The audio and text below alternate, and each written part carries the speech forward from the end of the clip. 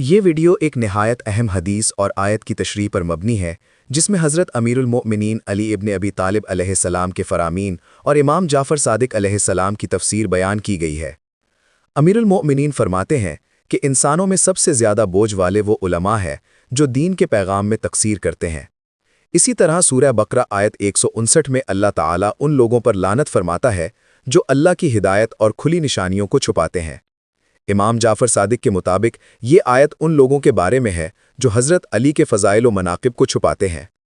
इस वीडियो में आप जानेंगे कि इल्म, अमानत और हक़ को ज़ाहिर करने की कितनी अहमियत है और कैसे छुपाने वालों पर कायनात भर की लानत वाक़े होती है।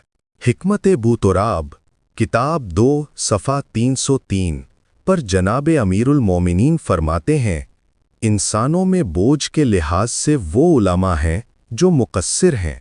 बकरा 159।